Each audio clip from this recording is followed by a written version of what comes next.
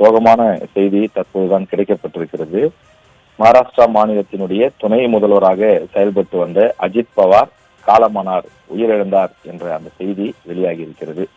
நாம் முன்பே குறிப்பிட்டது போல அந்த விமான விபத்திலே சிக்கி பல பேர் தற்போது படுகாயங்களுடன் மீட்கப்பட்டார்கள் என்று சொல்லப்பட்ட நிலையில அதில் பல பேர் உயிரிழந்திருக்கிறார்கள். குறிப்பாக மகாராஷ்டிரா மாநிலத்தினுடைய துணை முதலமைச்சரான அஜித் பவார் படுகாயங்களோடு உயிரிழந்திருக்கிறார் என்ற அந்த தகவல் கிடைக்கப்பட்டிருக்கிறது. மருத்துவமனைக்கு அவரை அழைத்து சென்றதெல்லாம் கூட ஒரு எப்படியாவது காப்பாற்றிவிட முடியாதா என்ற அடிப்படையில தான் சென்றிருக்கிறார்கள் என்ற தகவல் படிப்படியாக வர தொடங்கி இருக்கின்றது.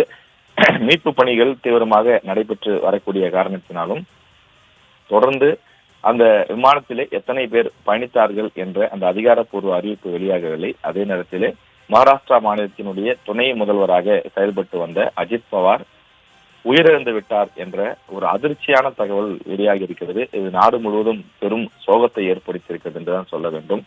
காரணம், இந்தியா முழுவதும் பிரபலமான பல முக்கிய தலைவர்கள் அஜித் பவாரும் ஒருவர். அவருடைய கட்சி என்பது சமீபத்திய ஆண்டுகளில் பல்வேறு ஏற்ற இறக்கங்களை சந்தித்தது, பல்வேறு பிரிவுகளை சந்தித்தது, பிளவுகளை சந்தித்தது.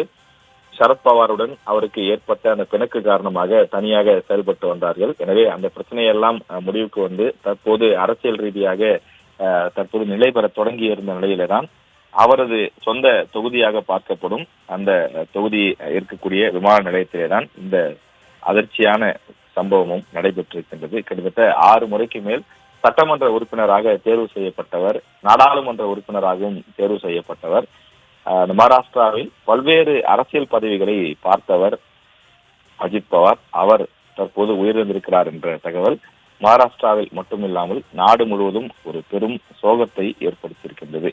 தேசியவாத காங்கிரஸ் கட்சியினுடைய பல்வேறு தலைவர்களுடன் அவருக்கு முரண்பாடுகள் இருந்து வந்தது. அந்த முரண்பாடுகள் எல்லாம் முடிந்து அவர் தன்னுடைய அந்த அரசியல் வாழ்க்கை நடைபெற்று வந்த சூழ்நிலையில தான் தற்போது அவர் விமான விபத்திலே உயிரிழந்து விட்டார். தரை இறங்குவதிலே சிரமம் ஏற்பட்டது. அதனால் அந்த விமானம் சரியான ஓடுதளத்திலே ஓடாமல் வேறு இடத்திலே தரையிறங்கப்பட்டு அந்த தரை இறங்கப்பட்ட இடம் என்பதை நாம் திரையிலே பார்க்கின்றோம். அது ஒரு ஓடுதளமே கிடையாது. ஓடுதளத்திற்கு முன்கூட்டியே அவசரமாக தரையிறக்கம் என்று சொல்வார்கள். அந்த மாதிரி எமர்ஜென்சி லேண்டிங் செய்யப்பட்ட போது இந்த விமானம் வெடித்து சிதறி இருக்கிறது. உள்ளே இருந்த எரிபொருளால் அது ஒரு வெடிகுண்டு போல வெடித்து சிதறி இருப்பதற்கான அந்த எச்சங்கள் அங்கே இருப்பதை நம்மால் பார்க்க முடிகிறது. அந்த விமானத்திலே இருந்த உதிரி பாகங்கள் எவ்வாறு சிதறி ஆங்காங்கே கிடைக்கிறது, ஒரு விமானம் முழுமையாக உருகுலைந்து போய் கிடப்பதை நம்மால் பார்க்க முடிகிறது.